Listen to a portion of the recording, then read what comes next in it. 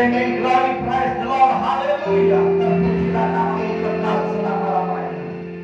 Bapa yang mengasihi kami, yang mengasihi Tuhan, Tuhan memberkati pada pagi hari ini acara ibadah raya cabang Gereja Betel Tabernakel Kasih Karunia Ambrawandana. Ini saatnya kami akan memulai ibadah dalam perjamuan kudus. Biarlah kami semua mengambil tempat yang kudus. Karena itu Tuhan pimpin kami dengan kekuatan dan kekudusan. Semua mengambil tempat dalam pujian, dalam penyembahan. Pemain musik Tuhan berkati sebagai musisi. Leader Tuhan berkati sebagai pemimpin pujian. Dan singer sebagai backing vokal menopang dalam ibadah ini. Tuhan, Kau memberkati kami semua dengan pimpinan dan kasih karunia anugerah pertolongan.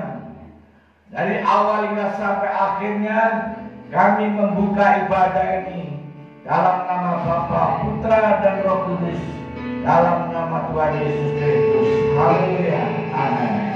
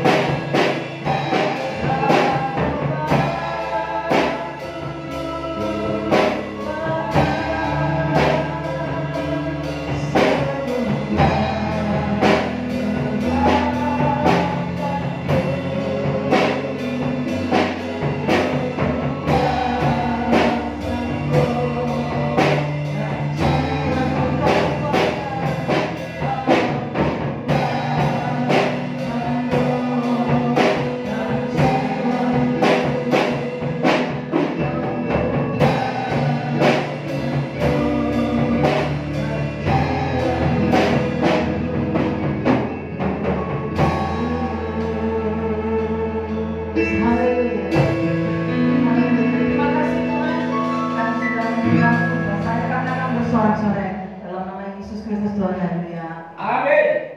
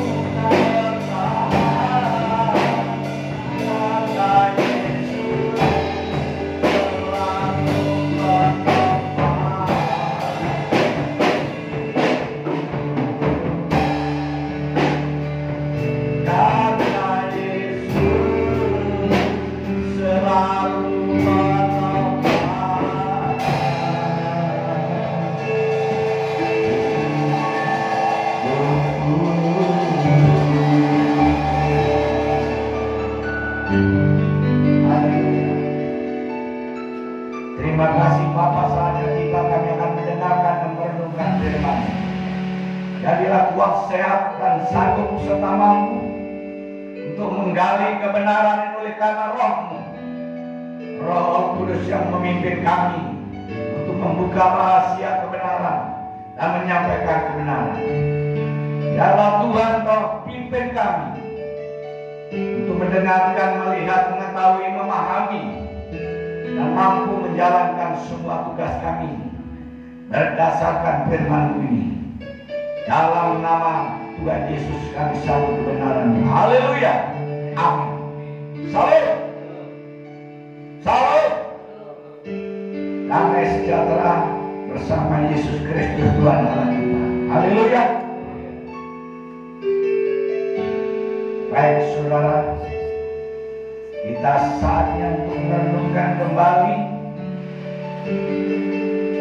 firman dan kebenaran. Kebenaran yang dari firman, suatu kebenaran yang mutlak, yang menjadikan suatu catatan yang penting dan teladan yang penting di dalam hidup kita. Baik, saudara yang terkasih, pada hari ini kita mengadakan perjalanan kudus. Oleh sebab itu, saya akan membahas tentang apakah Yesus Kristus itu mati. Kenapa? Ada satu pertanyaan, apakah Yesus Kristus mati? Ada beberapa hal atau pendapat-pendapat yang dari orang atau dari yang lain bahwa Kristus Yesus tidak mati. Ada Injil yang lain yang mengatakan Yesus Kristus itu langsung terangkat ke surga, gak harus mati.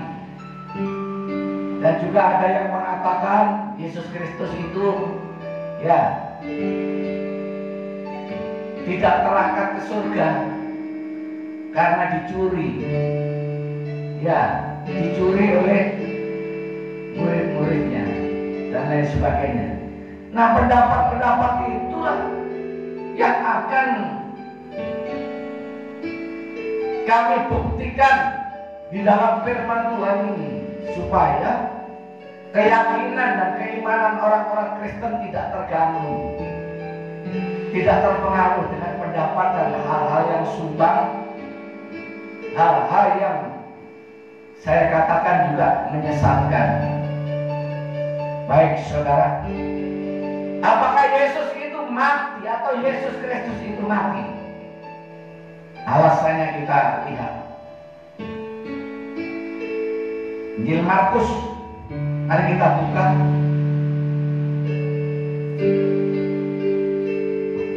pasal 15.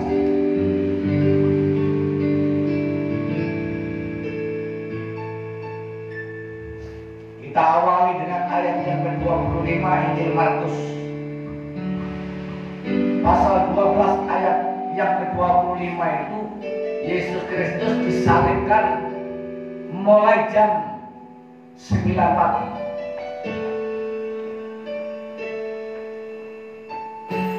Jadi di sini dikatakan hari jam 9 ketika ia disalibkan. Injil Markus pasal 15 ayat yang ke-25 mengatakan. Lalu kita lanjutkan hingga jam 12 malam. Di sini ada kegelapan.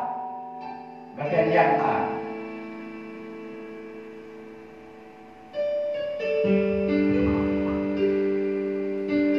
Kita lihat Injil Markus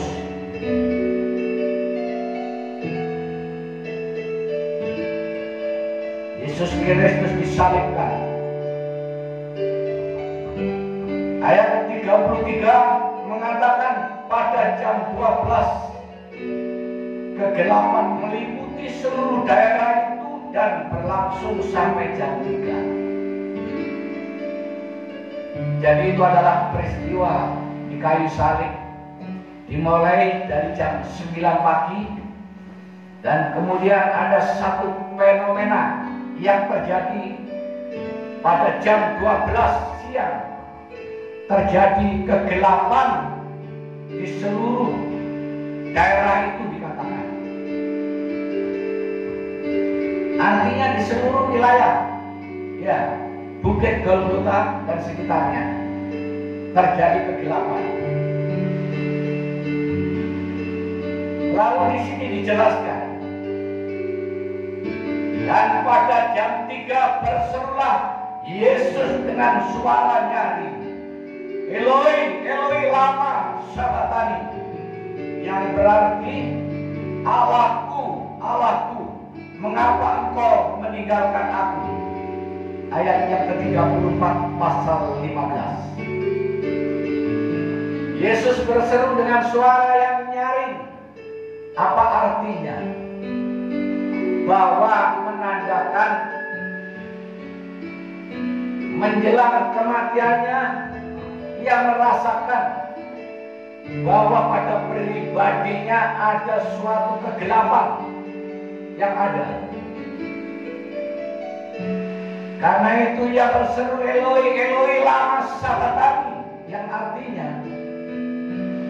Allahku, Allahku, jangan tinggalkan aku. Dan itu mungkin terjadi ketika kita mau meninggalkan dunia ini, yaitu menjelang ajal kita nanti akan terjadi kegelapan sementara, yaitu rasa kerinduan kita untuk masuk di dalam terang atau surga, di situ ada, sehingga kita berseru dan gelisah. Jadi kita lihat orang yang mau meninggal itu sedikit gelisah, ya, ada mungkin berseru di dalam hatinya. Ada yang mau meninggal itu dengan, ya, menggulingkan badannya ke kanan ke kiri, tengok ke kanan dan ke kiri, dan ada yang menangis dan lain sebagainya. Itu menandakan ada kegelapan, sedikit kegelapan, tapi bukan kuasa kegelap maksudnya, bukan kuasa setan, bukan, tetapi kegelapan di dalam hatinya, kesedihan ingin meninggalkan. Itulah yang dialami oleh Yesus Kristus. Dalam peristiwa kematiannya, ia berseru dengan suara nyaring, Eloi, Eloi lama sabachthani. Baik, apakah Yesus itu mati di sini? Kita lihat selanjutnya. Lalu ada peristiwa mendengar itu, beberapa orang yang berdiri di situ berkata, lihat, ia memanggil Elia.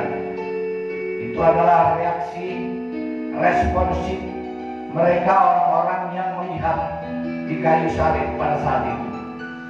Maka datanglah seorang dengan bunga karang, mencelupkannya ke dalam anggur asam, lalu mencucukkan pada sebatang bulu dan memberi Yesus minum, serta berkata, baiklah, kita tunggu dan melihat apakah Elia datang untuk menurunkan dia.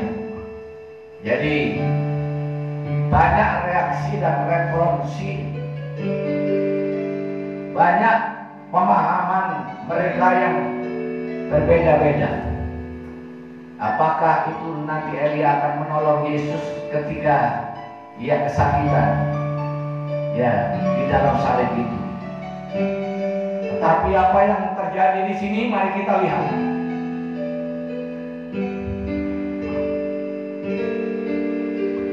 Lalu berserulah Yesus dengan suara nyaring dan menyerahkan nyawanya. Jadi berikutnya adalah ayat ini, ayat 37.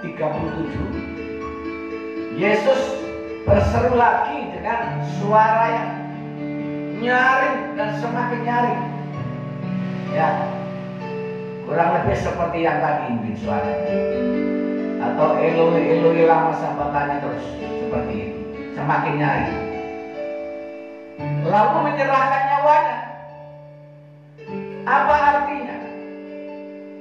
Bahwa Yesus Kristus di sini sudah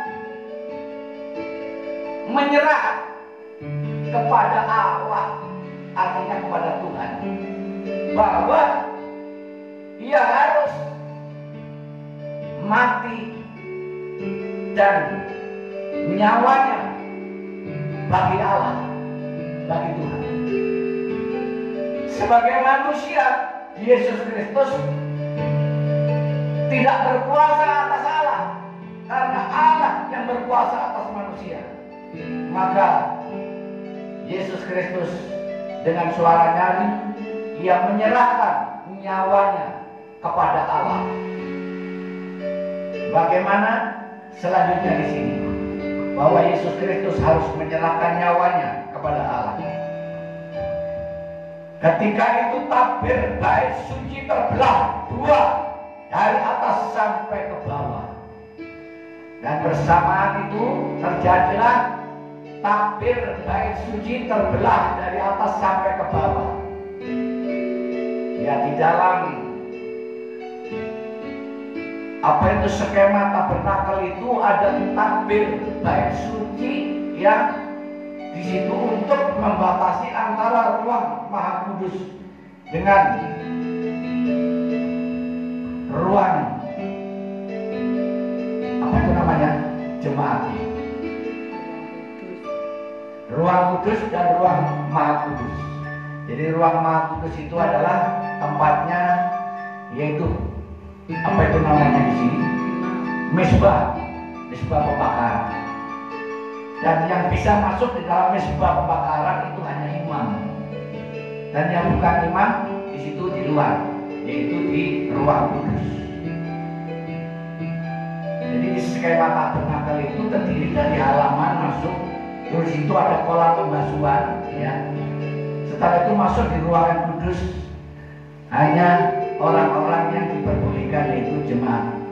Kemudian di dalamnya ruang Maha Kudus, yaitu imam. Jadi tabir bait suci terbelah menjadi dua. Itu artinya membuka ruang, yaitu jemaat atau ruang kudus, mempertemukan. Ini pendapat saya atau pendapat yang saya pelajari ya di dalam ya berbagai apa itu diskusi tentang kebenaran ini. Saya ikut karena apa? Saya anggap memang benar. Membuka di sini yaitu hubungan umat dengan Allah yang berada di ruang Maha Kudus. Artinya tidak ada sekat lagi, yaitu tirai. Tetapi di sini sudah terbuka, sehingga di sini semua umat boleh masuk. Itu pengertiannya di dalam Alkitab setelah Yesus Kristus mati di kayu salib. Jadi tidak ada di sini perbedaan sekat-sekat antara pendeta sekarang dengan jemaat. Kedudukannya seorang pendeta dengan jemaat itu bedanya hanya seorang pemimpin pendeta, dan jemaat itu adalah domba yang digembalakan. Tetapi di hadapan Allah di sini beda dengan zamannya Elia, Elisa dan lain sebagainya. Jadi zamannya Elia dan Elisa itu yang bisa berkomunikasi dengan Allah untuk mempersembahkan korban itu hanya siapa? Hanya imam. Tetapi saat ini zamannya kasih karunia, artinya di dalam Injil Yesus Kristus ini menjelaskan bahwa semua umat Kristen yang percaya boleh langsung datang kepada Tuhan. Makanya ketika umat Kristen mau meminta sesuatu, mempersembahkan sesuatu, di sini langsung ya kepada Allah. Bisa berdoa masing-masing meminta kepada Allah. Zaman dulu tidak boleh, hanya imam yang memintakan kepada Allah. Ayo, kamu datang ke sini itu mau minta apa? Nanti saya mintakan pada Tuhan seperti itu Imam Heli. Ya, Imam Harun pada saat itu juga. Jadi di sini tunggu ya untuk jawaban yang dari imam itu. Oh, Tuhan mengatakan begini dan begitu dan lain sebagainya. Tetapi sekarang sudah bukan seperti itu lagi, tetapi umat Kristen boleh langsung berdoa, sujud, menyembah kepada Allah itu sendiri tanpa ada resiko. Kalau dulu umat di sini resikonya mati. Ketika masuk di dalam ruang kudus ini dianggap Allah ini orang yang tidak kudus, mati. Ya. Oleh sebab itu di sini sekarang ini kita sebagai seorang gembala atau seorang pendeta tidak ada bedanya kedudukan kita di hadapan Allah maksudnya. Kalau di dunia ini kan struktur organisasi, ada gembala, ada domba atau sidang jemaat, ada diaken, ada penatua, dan ada bagian ini dan itu tim-tim ini dan itu ministry dan lain sebagainya. Ada pendoa, pendoa syafaat dan tim-tim pelayanan Eliasa dan lain sebagainya. Itu hanya satu peraturan yang ada di dunia. Tetapi di sini kedudukannya di hadapan Tuhan, langsung datang dan meminta kepada Allah. Apa yang saudara di sini minta, apa yang saudara inginkan, apa yang saudara rindukan, langsung katakan kepada Tuhan. Di setiap doa-doa saudara, baik itu yang ada di rumah, yang ada di gereja, ya, yang ada di dalam pekerjaan, dan dimanapun saudara berada, di situ bisa mengatakan kepada Allah, ya Tuhan, kami akan mengerjakan pekerjaan ini. Tolong bimbing kami agar kami mendapatkan pekerjaan yang baik ini, agar hasilnya baik, agar dapat untung, agar menguntungkan, agar bermanfaat, agar berguna. Jadi bisa langsung ngomong kepada Tuhan, jangan malu-malu sama Tuhan sekarang, jangan takut-takut. Tidak harus kita tunggu Pak Pendeta, tidak harus tunggu kita Pak Diaken, tidak harus kita tunggu Pak Ketua, ya. Tapi kalau masih memang membutuhkan, saat-saat dibutuhkan boleh, ya, tidak dilarang. Namun saudara juga bisa langsung minta kepada Allah itu sendiri. Amin. Katakan amin. Nah, itu. Kemana ya dia lama? Lalu kita lanjutkan di sini.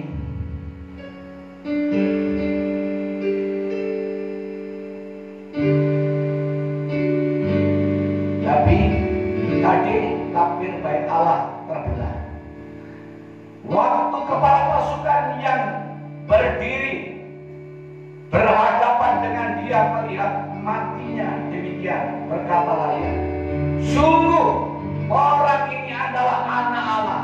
Ya, ini adalah satu pertobatan yang dialami oleh pasukan yang mengatakan, sungguh dia ini adalah anak Allah. Karena apa? Sebelumnya menolak, sebelumnya tidak mengakui dan tidak percaya bahwa dia adalah Tuhan atau anak Allah yang hadir ke dalam dunia ini. Tetapi ketika itu pasukan mengatakan, sungguh orang ini adalah anak Allah. Itu artinya sudah ada perubahan, pertobatan. Karena apa? Sentuhan Roh Kudus yang ada di dalam hati para pasukan ini, sehingga menyadari dan menerima dan mengatakan bahwa ia adalah sungguh anak Allah.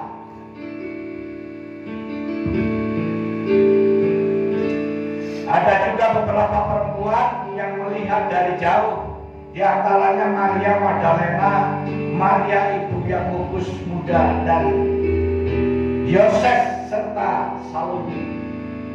Nah, ini adalah murid-murid dan saudara Yesus, dan orang tua Yesus di sini melihat dari jauh karena tidak boleh mendekat sama pasukan. Berikut.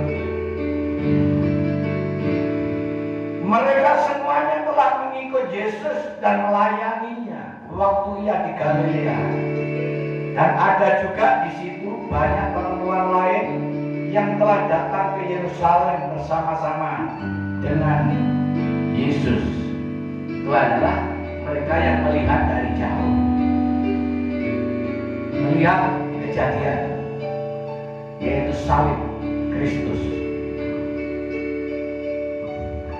Ini adalah satu bukti daripada kematian Yesus Kristus. Kemudian, apakah Yesus Kristus itu mati? Sudah jelas. Dengan Eloi, Eloi, lama sabachthani, kemudian dia menyerahkan nyawanya kepada Tuhan, kepada Allahnya. Karena dia sebagai manusia harus taat dan tunduk kepada Allah sebagai anak Allah yang ada di dunia ini, harus tunduk kepada Bapaknya yang ada di surga. Dan itu menunjukkan bahwa seorang anak harus tunduk kepada orang tua, seorang anak harus tunduk kepada Bapaknya. Itulah Yesus Kristus yang telah mati di kayu salib. Bukti yang nampak, yang jelas, yang konkret dan disaksikan oleh semua umat manusia yang ada di dunia ini, bahkan para pembesar-pembesar, para aparat dan pejabat, bahkan juga Raja Herodes sendiri menyaksikan Yesus Kristus telah mati dan Yesus Kristus telah bangkit dan Yesus Kristus telah terangkat ke surga. Saya tidak menjelaskan yang lain, tapi memberikan gambaran apakah Yesus Kristus telah mati. Ini adalah kebenarannya. Dan apakah Yesus Kristus itu dicuri sama murid-muridnya? Tidak. Karena di situ dijaga oleh seorang tentara. Saya nggak bawa dalam Alkitab, tapi saya berikan gambarannya. Bahwa Yesus Kristus itu mati, kemudian dikuburkan. Setelah itu ketiga harinya bangkit. Apakah Yesus Kristus itu bangkit? Bangkit. Karena apa? Apakah Yesus Kristus itu dicuri sama muridnya? Tidak. Karena dijaga dengan para pasukan Romawi pada saat itu. Nah, inilah kebenaran di dalam Yesus Kristus. Jangan ada yang disesatkan, jangan ada yang tersesat. Kita yakin dan percaya Markus, Lukas, Yohanes dan Matius itu menjelaskan semuanya. Saya cuma ambil bagian yang ada di dalam kitab Matius. Tetapi saudara bisa belajar dan buka semua Injil, Matius, Markus dan Lukas serta Yohanes itu menerangkan bahwa Yesus Kristus telah mati di kayu salib.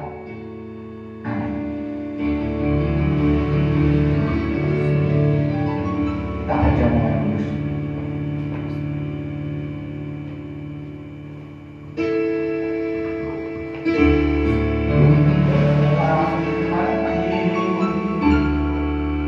Dan tinggalkan cara hidupku yang lama, semuanya sia-sia dan tak berlanjut lagi.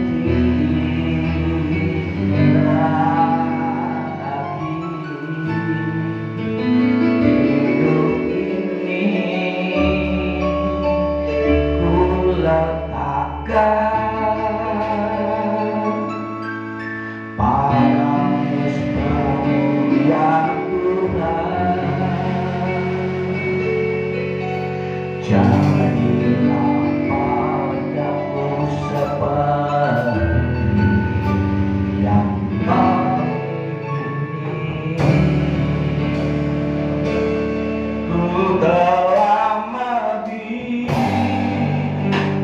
dan tinggalkan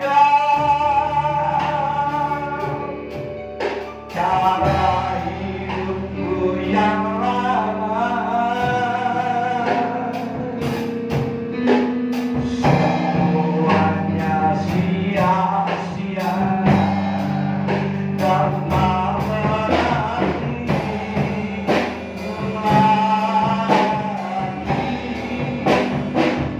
Hidup ini ku letakkan padamu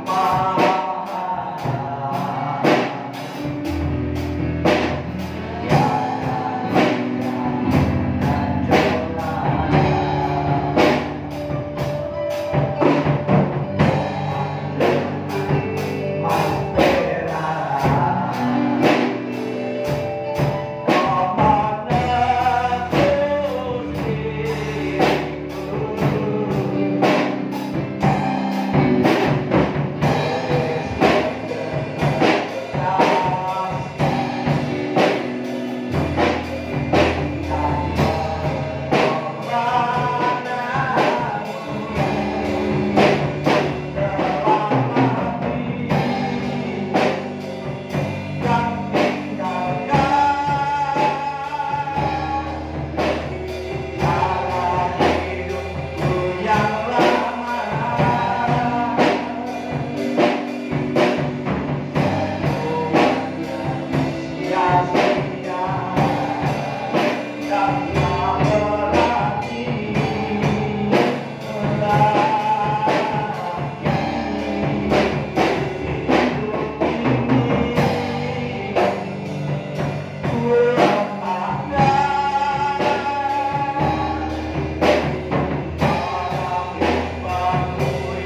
Tuhan.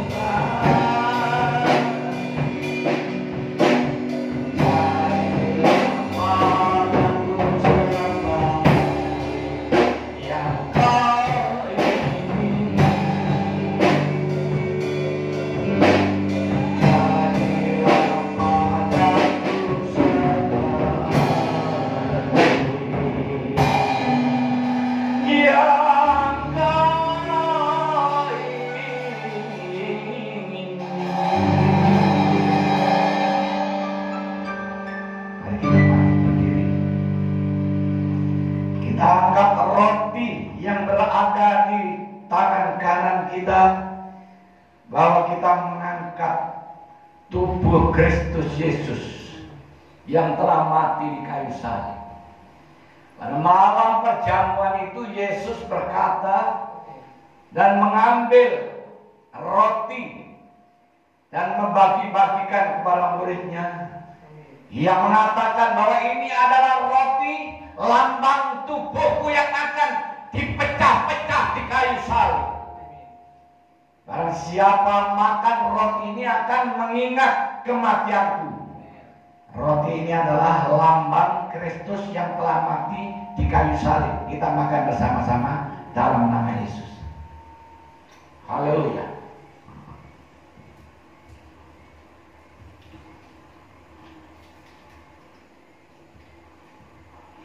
Mari kita mengangkat anggur adalah lambang darah Kristus. Pada malam perjamuan itu Yesus juga mengambil anggur. Dan ini adalah anggur, adalah lambang darahku yang di kayu salib. Ketika kita minum anggur ini, ia akan mengingat bahwa kematianku. Mari kita minum. Anggur ini adalah lambang darah Kristus.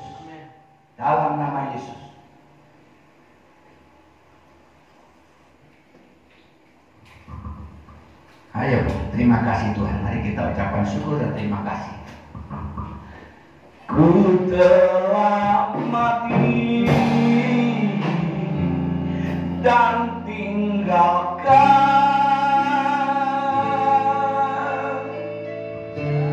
cara hidupku yang lama. Semuanya